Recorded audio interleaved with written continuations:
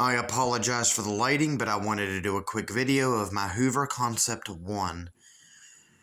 The vacuum video previous to this one should be the Concept 2.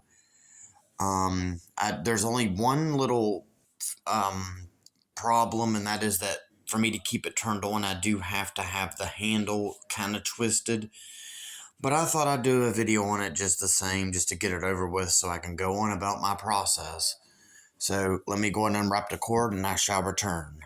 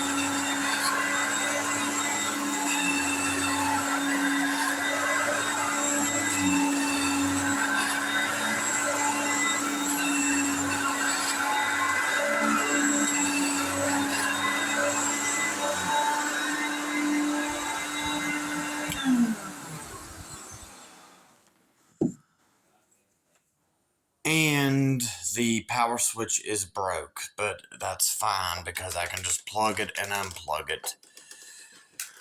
Anyway, thanks for watching. I'll be back with more soon. Subscribe for more vacuum cleaner content, and I need to go on about my process because I'm getting a little bit of some complaints. Bye for now.